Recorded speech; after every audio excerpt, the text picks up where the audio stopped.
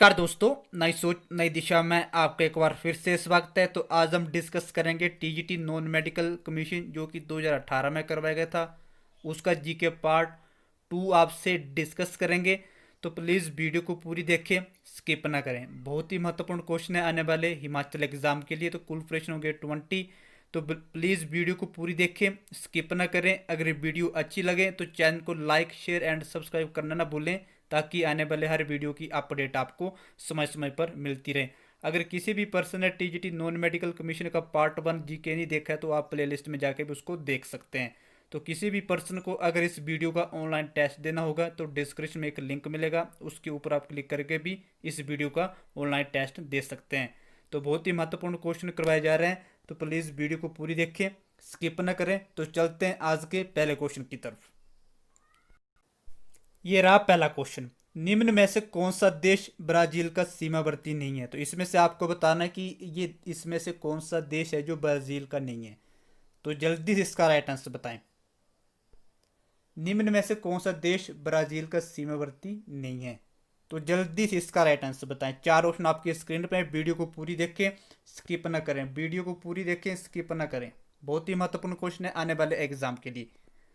तो D option is right, Ecuador जो Brazil का सीमावर्ती राज्य नहीं है। इक्वाडोर, इसे भी आप याद रखें। ये रहा नेक्स्ट क्वेश्चन। महाद्वीप विस्थापित होकर पृथक हुए हैं। तो इसमें से बताना कि जो महाद्वीप विस्थापित होकर कहाँ पृथक हुए हैं। तो जल्दी से इसका राइट आंसर बताएं। चार ऑप्शन आपकी स्क्रीन पे हैं, प्लीज जल्दी से इसका राइट आंसर बताएं। 10 सेकंड का आपको टाइम दी जा रहा है। महाद्वीप विस्थापित होकर पृथक हुए हैं। तो जो महाद्वीप हैं वो विस्थापित होकर कहाँ पृथक हुए हैं? तो वो हुए हैं विपर्तनिक हलचलों के कारण। ये रहा नेक्स्ट क्वेश्चन। भारत के संविधान के अनुसार निम्न में से कौन सा अधिकार आपातकाल के दौरान वापस लिया जा सकता है? तो क्वेश्चन को ध्यान से समझे, ऐसे क्वेश्चन पूछे जा रहे हैं आपके टीजीटी कमीशन में।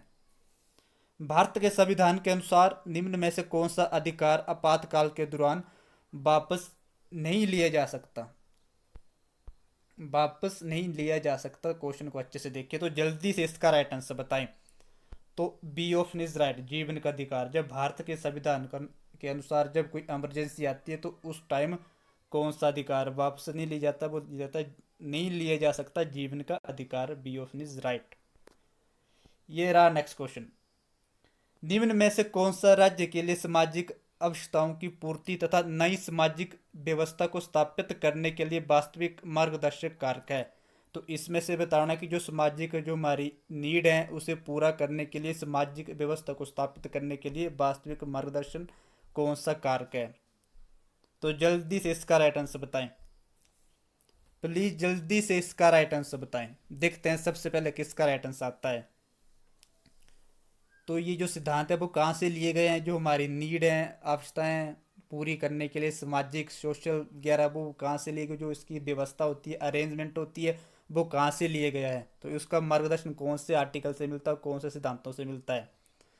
तो सी ऑप्शन इज राइट, राज्य नीति के निर्देशात्मक सिद्धांत। तो अगर राज्य नीति निर्देशक सिद्धांत के बारे में बात करें तो ये कौन से भाग में? ये आपके 4 भाग में। अगर कौन से अनुच्छेद में? तो कई बार अनुच्छेद ही पूछ लिया जाता। तो 36 से लेकर 51 तक ये जो राज्य के नीति निर्देशक सिद्धांत है उसके अंडर आते हैं। अनुच्छेद 36 एंड 51 के अंडर आते हैं। अगर ये जो आपका कई बार एग्जाम में ये भी पूछ लिया जाता है कि जो राज्य नीति के निर्देशात्मक सिद्धांत है वो कहाँ से लिए गए हैं? तो वो लिए गए हैं आपके आर्यलैंड से। आर्यलैंड से, इसे भी आप याद रखें। यहाँ से 3-4 क्वेश्चन मैंने आपको बता दिए हैं जो कि आने वाले कमीशन के लिए काफ़ी महत्वपूर्ण है और हिमाचल के अन्य एग्जाम के लिए भी काफ़ी महत्वपूर्ण है। ये रहा नेक्स्ट क्वेश्चन। निम्नलिखित किस वर्ष में मूलभूत कर्तव्यों को भारत के संविधान में जोड़ा गया है? जो हमारे मौलिक कर्तव्य उन्हें भारत के संविधान में कब जोड़ा गया था? तो जल्दी से इसका राइट आंसर बताएं। जो हमारे मौलिक अधिकार हैं वो कहाँ से लिए गए हैं और इसे कब जोड़ा गया था, इसके बारे में भी आपको जानकारी होनी चाहिए। तो जल्दी से इसका राइट आंसर बताएं। देखते हैं सबसे पहले किसका राइट आंसर आता है। कब जोड़ा गया था? जो हमारे मौलिक अधिकार है उन्हें कब जोड़ा गया था उसमें? प्लीज जल्दी से इसका राइट आंसर बताएं। तो इसका राइट आंसर होगा 1967 में जो हमारे मूलभूत कर्तव्य हैं वो भारत के संविधान में जोड़े गए थे। इन्हें कहाँ से लिए गए इसके बारे में भी आपको जानकारी होनी चाहिए। तो इन्हें लिए गए हैं रूस, रूस से लिए गए हैं, इसे भी आप याद रखें। ये रहा नेक्स्ट क्वेश्चन। भारत के उपराष्ट्रपति अपने पद से किसी भी समय त्याग पत्र दे सकते हैं अपने त्याग पत्र को निम्न को संबोधित करते हुए। जब उपराष्ट्रपति की मृत्यु हो जाती है, किसी भी कारण उसे पद से इस्तीफा देना हो, तो वो अपना त्याग पत्र किसको देता है, इस क्वेश्चन में ये पूछा गया है।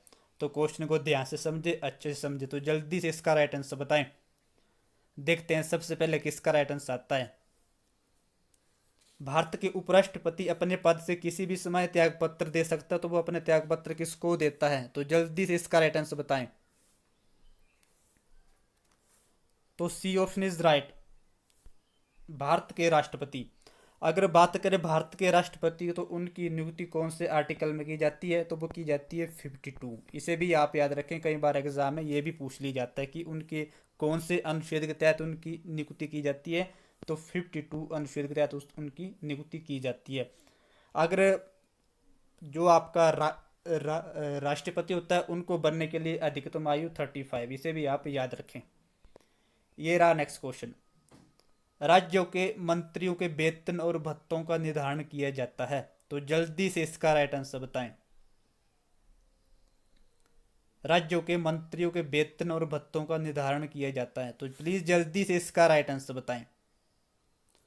जो राज्य के मंत्री होते हैं उनके वेतन कहाँ से दिए जाते हैं, उनका बंटवारा कहाँ से होता है और किस के द्वारा उन्हें ये वेतन दिए जाते हैं। तो बी ऑप्शन इज राइट, राज्य विधानमंडल द्वारा उन्हें वेतन दिए जाते हैं। जो उनके वेतन भत्ते होते हैं वो राज्य विधानमंडल द्वारा दिए जाते हैं, इसे भी आप याद रखें। ये रहा नेक्स्ट क्वेश्चन। भारत के केंद्रीय बैंक के कार्य संपन्न किए जाते हैं। जो हमारे बैंक हैं उनके जो सेंट्रल बैंक है उनके जो कार्य होते हैं वो किसके द्वारा संपन्न किए जाते हैं। जो भी रेख देख होती है वो किस बैंक के अंडर की जाती है, तो वो की जाती है भारतीय रिजर्व बैंक द्वारा। अगर भारतीय रिजर्व बैंक के बारे में हम बात करें तो इसकी स्थापना कब हुई थी, कई बार ये भी पूछ लिया जाता है कि जो भारतीय रिजर्व बैंक की स्थापना हुई थी वो कब हुई थी। तो इसके बारे में भी आपको जानकारी होनी चाहिए। तो 1 अप्रैल 1935 में जो भारतीय रिजर्व बैंक की स्थापना की गई थी। तो इसे भी आप याद रखें, कई बार एग्जाम में ये भी पूछ लिया जाएगा। ये रहा नेक्स्ट क्वेश्चन। संघीय बजट में 9 रत्नों की अवधारणा किस वर्ष में उभर कर आई। तो ये इकोनॉमिक्स का क्वेश्चन है, इसे आप अच्छे से देखें। तो संघीय बजट में 9 रत्नों की अवधारणा किस वर्ष में उभर कर आई थी। तो इसका राइट आंसर आपको बताना है। 4 ऑप्शन आपकी स्क्रीन पे है, तो प्लीज वीडियो को पूरी देखें, स्किप ना करें, वीडियो को पूरी देखें। लाइक कोई भी नहीं कर रहा है, लाइक एंड शेयर जरूर करें, क्योंकि आपके लाइक से हमें मोटिवेशन मिलती है, तो वीडियो बनाने का भी मन करता है। तो कोई भी पर्सन लाइक एंड शेयर नहीं कर रहा है, तो प्लीज जल्दी से लाइक एंड शेयर करें। तो इसका राइट आंसर है ए ऑप्शन। 1997 एंड 1998 में इसकी जो अवधारणा थी 9 रत्नों की अवधारणा वो उभर कर आई थी, इसे भी आप याद रखें।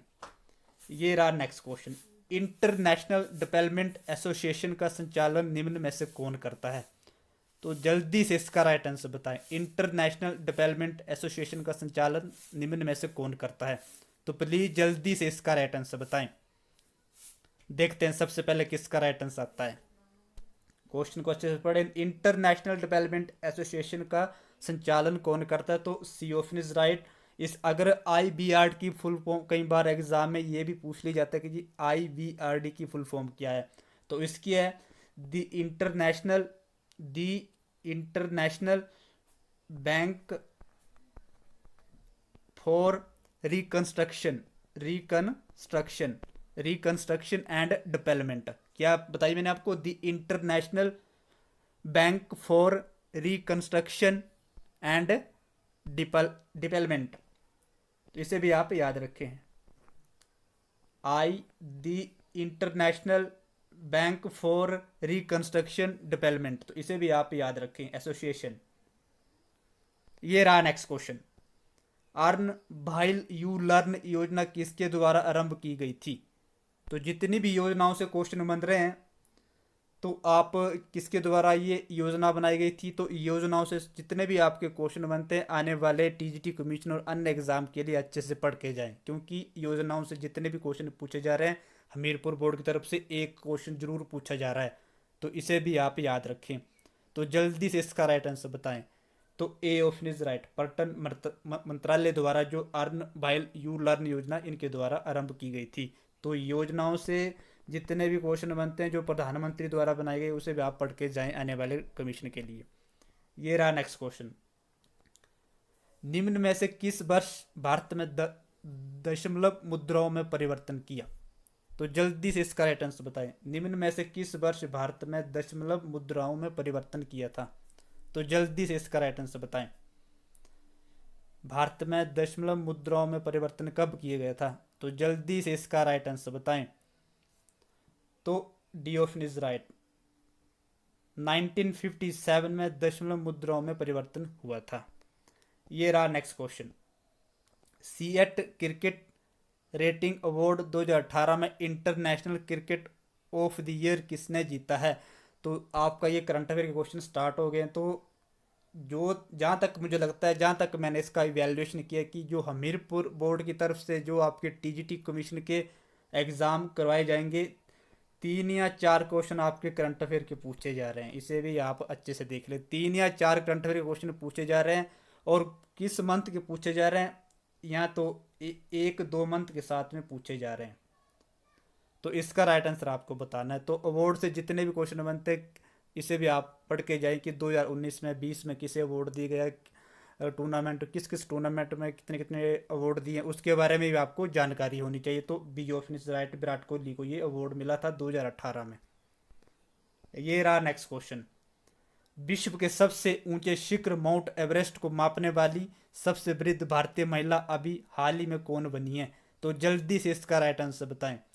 तो विश्व के बारे में भी आपको जानकारी होनी चाहिए। तो विश्व से भी एक आपका क्वेश्चन पूछा जा रहा है कि विश्व में प्रथम कौन आया, क्या हुआ, कहाँ से आया, उसके बारे में भी आपके करंट अफेयर के क्वेश्चन पूछे जा रहे हैं। तो इसे भी आप अच्छे से पढ़ें, क्योंकि 3 या 4 क्वेश्चन आपके करंट अफेयर के में पूछे जा रहे हैं कमीशन में हमीरपुर बोर्ड की तरफ से। इसका राइट आंसर आपको बताना है।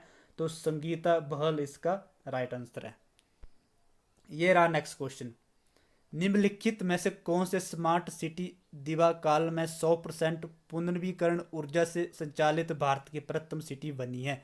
तो जल्दी से इसका राइट आंसर बताएं। जो भारत की 100% जो पुनर्नवीकरण ऊर्जा से जो संचालित है वो कौन सी सिटी बनी है? तो 4 ऑप्शन आपकी स्क्रीन पे, राइट आंसर आपको बताना है। बेंगलुरु, जयपुर, इंदौर, दीप। तो डी ऑप्शन इज राइट, दीप। ये रहा नेक्स्ट क्वेश्चन। विश्व स्वास्थ्य संगठन WHO ने खाद्य में से वर्ष 2023 तक ट्रांसल्फेट का विलोपन करने की किस व्यापक योजना का आरंभ किया है? तो जल्दी से इसका राइट आंसर बताएं। देखते हैं सबसे पहले किसका राइट आंसर आता है। विश्व स्वास्थ्य संगठन WHO ने खाद्य में से वर्ष 2023 तक ट्रांसल्फेट का विलोपन करने की किस व्यापक योजना का आरंभ किया है? तो b option is right, replace. इसे भी आप याद रखें। ये रहा नेक्स्ट क्वेश्चन। तो आपके 2019 और 18 में जो टीजीटी नॉन मेडिकल का कमीशन हुआ था उसमें से आपके करंट अफेयर के 2 से लेकर 3 तक क्वेश्चन पूछे गए हैं। 2 या 3, ज़्यादा से ज़्यादा 4 क्वेश्चन पूछे हैं आपके।